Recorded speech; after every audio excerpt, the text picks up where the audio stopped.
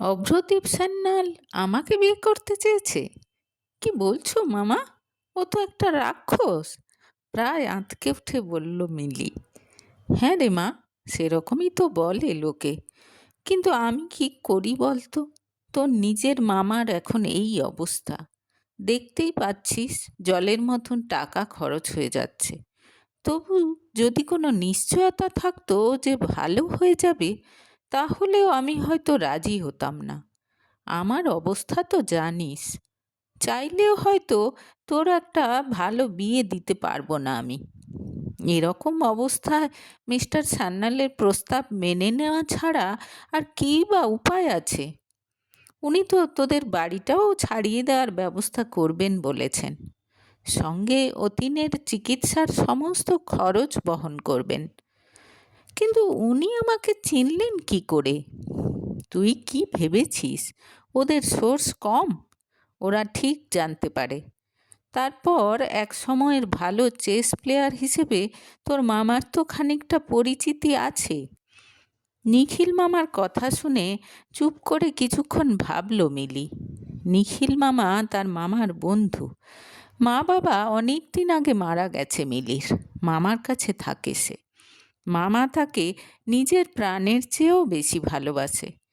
পাছে মামি এসে ভাগ্নিকে মেনে নিতে না পারে, সেই ভয়ে নিজে বিয়ে পর্যন্ত করেনি। লিভারের অসুখে ভুগছে এখন মামা। বেশ কয়েকদিন ধরেই আইসিইউতে ভর্তি। চিকিৎসার খরচ জোগাতে হিমশিম খেয়ে যাচ্ছে মিলি। নিরুপায় হয়ে শেষ সম্বল বাড়িটাও বন্ধক দিতে হয়েছে। ভাগ্যিস নিখিল মামা ছিল, না হলে একা সব কিছু কী করে সামলাতো ভাবলেও ভয় লাগে মিলির। মাত্র বিএসসি পাস করেছে সে, কতগুলো টিউশন পড়ায়। দেখ মা, তুই আমার নিজের মেয়ের মতোই। আমি চাই না তোর কোনো খারাপ হোক, কিন্তু এরকম অবস্থায় আবার বললেন নিখিল। আমি রাজি আছি নিখিল মামা, অভ্রদীপ সান্যালকে বিয়ে করব আমি। তুমি ব্যবস্থা করো, দৃঢ় গলায় জবাব দিল মিলি। এই কয়েক মিনিটেই নিজেকে শক্ত করে নিয়েছে সে। কথায় বলে, যার কেউ নেই তার ভগবান আছে। এই রকম পরিস্থিতিতে ভগবানকে বিশ্বাস করা ছাড়া আর তো কিছু করার নেই তার। তিনি যদি চান অভ্রদীপ সান্যালের মতো একটা হৃদয়হীন নিষ্ঠুর মানুষের সঙ্গে তার বিয়ে হবে, তবে তাই হোক। মিলির আন্দাজ লোকটা তার চেয়ে অনেকটা বড় হবে। কম করে হলেও 10 বছরের বড় তো হবেই। এরকম বড়লোক বিজনেসম্যানের তো নিশ্চয়ই 1000টা গার্লফ্রেন্ড আছে। তা সত্ত্বেও মিলির মতো একটা মেয়েকে না জেনে শুনে বিয়ে করতে চাইছে মানে বোঝাই যাচ্ছে তার উদ্দেশ্য মহৎ নয়। বিয়েটা হয়তো লোক দেখানো, বাড়িতে বউকে ফেলে রেখে বাইরে যা খুশি করে বেড়াবে। কথাটা ভাবতেই শরীরটা কেমন যেন করে উঠল মিলির। কিন্তু মামার জন্য এটুকু তাকে করতেই হবে। মামা তার জন্য অনেক স্যাক্রিফাইস করেছে, সে এইটুকু করতে পারবে না? 1 মাসের মধ্যেই খুব ধুমধাম করে অভ্রদীপ সান্যালের সঙ্গে বিয়ে হয়ে গেল মিলির। 2 তরফের জন্যই এলাহি আয়োজন করেছিল অভ্রদীপ। আগে থেকেই টাকা পয়সা পাঠিয়ে নিখিলবাবুকে সব নির্দেশ দিয়ে দিয়েছিল। বিয়ের আগে মিলির সঙ্গে যোগাযোগ করার কোনো চেষ্টা করেনি অভ্রদীপ। মিলিরও ইচ্ছে হয়নি। এমনকি অভ্রর মা জানিয়ে দিয়েছেন আশীর্বাদের অনুষ্ঠানও বিয়ের দিন বিয়ের আগেই করবেন। মিলি বুঝতে পারছে তার ভবিষ্যৎ কী হতে চলেছে। পরিষ্কার বোঝা যাচ্ছে এ বাড়িতে আসতে চায় না অভ্রর বাড়ির লোকজন। মিলিও ধীরে ধীরে নিজের মনকে তৈরি করে ফেলেছে। যত রকম খারাপ হতে পারে সব কিছুর জন্য নিজেকে প্রস্তুত করে নিয়েছে। বিয়ের পুরো অনুষ্ঠান হয়ে গেলেও একবারও মিলির মুখের দিকে তাকায়নি অভ্র। ভোর রাতের দিকে অনুষ্ঠান শেষ হতেই বেরোনোর জন্য তাড়া দিতে লাগলো অভ্রর বাড়ির লোকজন। মামার বাড়ি ছেড়ে যেতে বুকের ভেতরটা কষ্টে দুমড়ে মুচড়ে যেতে লাগলো মিলির, কিন্তু মুখে সে কিছু প্রকাশ করল না। শ্বশুরবাড়িতে এসে মাথা ঘুরে গেল মিলির। কি বিশাল বাড়ি, কি দামি দামি ফার্নিচার, চাকর বাকরে ঘর ভর্তি। প্রচণ্ড মোটা একটা চিক মিলির গলায় পরিয়ে দিলেন অভ্রর মা। ভীষণ অস্বস্তি হতে লাগলো মিলির। চিকটা গলায় খুব বিঁধছে, কিন্তু শাশুড়ি মায়ের কড়া নির্দেশ, খোলা যাবে না এটা। এটা নাকি তার শাশুড়ি মায়ের গয়না, বংশ পরম্পরায় বাড়ির বড় বউয়েরা এটা পেয়ে থাকে। এক এক করে সমস্ত অনুষ্ঠান শেষ হয়ে গেল। এবার মিলির ফুলসজ্জা। এই পুরো সময়ে শুধু বিয়ের নিয়মকানুন পালনের সময় ছাড়া অভ্রকে দেখতে পায়নি মিলি। আর সেই সময়েও সে যেন বড্ড বেশি গম্ভীর। তার উদাসীন হাবভাব দেখে পরিষ্কার বোঝা যাচ্ছে নতুন বউয়ের প্রতি কোনো রকম টান নেই তার। মিলির ভেতরে অদ্ভুত একটা কষ্ট হচ্ছে, কিন্তু কিছু করার নেই তার। পুরো নিচতলায় এখন শুধুমাত্র তারা দুজন। শাশুড়ি মা তার দুটো কাজের লোক নিয়ে ওপরে চলে গেছেন। আত্মীয় স্বজন সবাই যে যার বাড়ি ফিরে গেছে। শুনশান বাড়িতে যেন আরও ভয় লাগছে মিলির। ফুলে সাজানো বিশাল খাটের এক কোণায় জড়সড় হয়ে বসে আছে মিলি।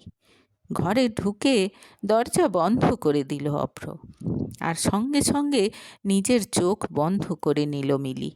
সে জানে রাক্ষসটা তার সঙ্গে খুব খারাপ কিছু করবে। মনে মনে ভগবানকে ডাকতে লাগলো সে। ভগবান যেন তাকে শক্তি দেন, মনের জোর দেন। 2-3 সেকেন্ড পর ধীরে ধীরে চোখ খুলে মিলি দেখল জামা কাপড় নিয়ে বাথরুমের দিকে যাচ্ছে অভ্র। মিনিট কয়েক পর সে বেরিয়ে আসতেই আবার চোখ বন্ধ করে ফেলল মিলি। কতক্ষণ কেটেছে জানে না সে। মিলি, নরম গলায় তাকে ডাকলো অভ্র। এই প্রথম স্বামীর মুখে নিজের নাম শুনল মিলি। চোখ খুলল সে। তার দিকে তাকিয়ে দাঁড়িয়ে আছে অভ্র। চেঞ্জ করে নাও, অনেক রাত হয়েছে। অভ্র খুব স্বাভাবিকভাবে কথাগুলো বললেও ভয়ে হুড়মুড় করে উঠে পড়ল মিলি। কাঁপা কাঁপা হাতে জামা কাপড় বার করে বাথরুমের দিকে যেতে যাবে এমন সময় ডাকলো অভ্র, একটু দাঁড়াও। থমকে দাঁড়ালো মিলি। পা দুটো ঠকঠক করে কাঁপছে। এই হারটা খুলে দাও তো, আমি দেখেছি এটা পরে তোমার কষ্ট হচ্ছে। কাছে এসে বলল অভ্র। বেশ অবাক হলো মিলি। এ আবার কখন দেখলো, বুঝলই বা কী করে? সে তো সেরকম কিছু প্রকাশ করেনি। কিন্তু উনি যে বললেন এটা খোলা যাবে না, ভয়ে ভয়ে বলল মিলি। কে, মা? আমি মাকে বুঝিয়ে বলবো। ওরকম কেউ পরে থাকতে পারে নাকি? তুমি ওটা খুলে ফেলো। জামা কাপড় সোফার ওপর রেখে হাতটা খুলতে গেল মিলি, কিন্তু কিছুতেই পারল না। দাও, আমি খুলে দিচ্ছি। অভ্রর কথা শুনে যারপর নাই অবাক হয়ে গেল মিলি। সে কিছু বলার আগেই তার ঘাড়ের কাছে হাত নিয়ে গিয়ে হাতটা খোলার চেষ্টা করতে লাগলো অভ্র। ভয়ে সিঁটকে দাঁড়িয়ে রইল মিলি। কিছুক্ষণ পর চিকটা খুলে ফেলল অভ্র। সঙ্গে সঙ্গে বাথরুমে ঢুকে গেল মিলি। চেঞ্জ করতে করতে সে ভাবতে লাগলো অভ্রর নেক্সট মুভ কি হতে পারে। হঠাৎ করে যেন একটু বেশি ভালো ব্যবহার করছে। বেরিয়ে এসে আবার জড়সড় হয়ে বসল মিলি। আলমারির ভেতর কি যেন খুঁজছে অভ্র। তুমি খাটে শুয়ে পড়ো, আমি সোফায় শুচ্ছি, আলমারি বন্ধ করে এসে বলল অভ্র। মিলি যেন নিজের কানকেও বিশ্বাস করতে পারছে না। কিছু করবে না লোকটা, নাকি এটা কোনো নতুন শয়তানি? কিছু বুঝতে পারছে না মিলি। হতভম্ব হয়ে তাকিয়ে থাকলো সে। তাকে দেখে কি বুঝলো কে জানে, একদম পাশে এসে বসলো অভ্র। হৃদস্পন্দন বেড়ে গেল মিলির। আমি জানি তুমি মানসিক এবং শারীরিক দুদিক থেকেই ভীষণ ক্লান্ত। নিশ্চিন্তে থাকতে পারো, আমি তোমার উপর কোনো জবরদস্তি করব না। আমাদের সামনে তো সারা জীবন পড়ে আছে। খুব নরম গলায় বলল অভ্র। মিলির বিস্ময়ের যেন আর সীমা থাকছে না। অনেক সাহস সঞ্চয় করে সে জিজ্ঞেস করেই ফেলল, আচ্ছা, আপনি আমাকে বিয়ে করলেন কেন? আর ঠিক এমন সময় খুব লজ্জাজনক একটা ঘটনা ঘটল। মিলির পেটের ভেতর জোরে কুই কুই করে উঠল, আর সঙ্গে সঙ্গে হেসে ফেলল অভ্র। ভীষণ লজ্জায় মুখ নিচু করে নিল মিলি। সেই দুপুরবেলা সামান্য একটু খেয়েছিল। রাতে এত এলাহি আয়োজন থাকলেও টেনশনের চোটে কিছুই খেতে পারেনি সে। এখন ভীষণ খিদে পেয়েছে। খিদে পেয়েছে তো? আমি দেখেছি কিছু খাওনি তুমি। এখন এই খিদে পেটে কি করে ঘুমোবে? বলল অভ্র। আমার কোনো অসুবিধে হবে না, প্রচণ্ড দ্বিধা নিয়ে বলল মিলি। তা কি করে হবে? তুমি দাঁড়াও, আমি দেখছি কি করা যায়। আসলে আজ 3 দিন ধরে তো বাইরেই খাওয়া দাওয়া চলছে, বাড়িতে রান্নাবান্না হয়নি। তবু আমি দেখছি যদি কিছু পাওয়া যায়, বলে ঘর থেকে বেরিয়ে গেল অভ্র। মিলির বিস্ময়ে যেন বেড়েই চলেছে। কি চায় লোকটা? সে তো কিছুই বুঝতে পারছে না। এতদিন অভ্রদীপ সান্যালের সম্বন্ধে যা কিছু শুনেছে সে কোনো কিছুই তো ম্যাচ করছে না। বেশ খানিকক্ষণ পর 2টো প্লেটে ব্রেড বাটার আর 2টো আপেল নিয়ে হাজির হলো অভ্র। মিলি ঘড়ির দিকে তাকিয়ে দেখল রাত 2টো বাজে। চলো খেয়ে নিই। সত্যি বলতে আমারও খিদে পেয়ে গেছিল। মিলির হাতে প্লেট ধরিয়ে দিতে বলল অভ্র। ধীরে ধীরে খাওয়া শুরু করলো মিলি। অভ্রও খেতে লাগলো। হ্যাঁ, কি জিজ্ঞেস করছিলে তুমি? কেন বিয়ে করেছি তোমাকে? সত্যি বলতে ঋণ শোধ করার জন্য। তোমার মামার কাছে আমাদের অনেক ঋণ। আজ আমরা যে বেঁচে আছি সেটা তোমার মামার জন্য, বলে ধীরে ধীরে বলা শুরু করলো অভ্র। এবার মিলি জানতে পারল বহু বছর আগে তার মামা নিজের জীবন বিপন্ন করে অ্যাক্সিডেন্টে পড়া অভ্রর পরিবারকে বাঁচিয়েছিল। রাতের অন্ধকারে হাইওয়েতে সবাই যখন স্পিডে গাড়ি ছুটিয়ে পাশ দিয়ে চলে যাচ্ছিল, তখন অতীন মানবিকতার খাতিরে যা করেছিল তা সত্যিই প্রশংসনীয়। বহুবার অভ্রর বাবা নানাভাবে তাকে পুরস্কৃত করতে চাইলেও তা কখনো নিতে রাজি হয়নি অতীন। তাই যখন জানতে পারলাম সেই দেবতাতুল্য মানুষটি মৃত্যুর সঙ্গে লড়াই করছে, চিকিৎসার খরচ জোগাতে শেষ সম্বল বাড়িটাও বন্ধক রাখতে হয়েছে, তখন আর দেরি করিনি। ভালো করে খোঁজ খবর নিয়ে যোগাযোগ করি নিখিল বাবুর সঙ্গে। তারপর তোমার খবর জানতে পারি, আর এটাও বুঝতে পারি মামার কিছু হয়ে গেলে তোমার জীবনটা দুর্বিষহ হয়ে উঠবে। ব্যাস, তারপর আর কি? আজ তুমি আমার সামনে। তবে একটা জিনিসের জন্য আমি তোমার কাছে ক্ষমা প্রার্থী। তোমার মতামত নেওয়া হয়নি আমার। শেষের কথাগুলো বলতে গিয়ে লাজুক হাসি খেলে গেল অভ্রর ঠোঁটে। মিলি কি বলবে বুঝতে পারল না। প্রচণ্ড অবাক হয়েছে সে। তবে যে লোকে একে রাক্ষস বলে, এত ভালো মানুষও আছে আজকের দিনে?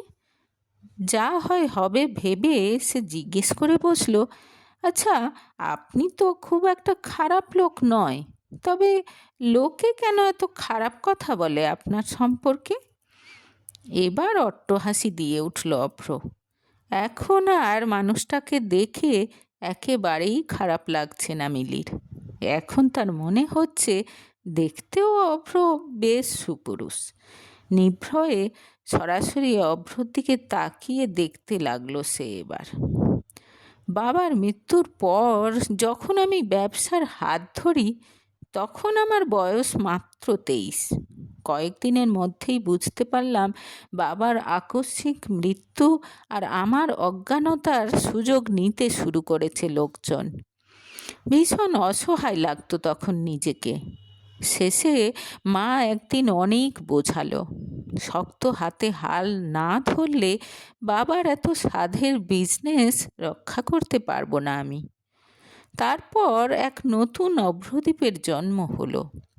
বুঝলাম ব্যবসার ক্ষেত্রে দয়া, মায়া, মমতা এগুলোকে লোকে দুর্বলতা ভাবে। তাই ধীরে ধীরে কঠিন হতে শুরু করলাম।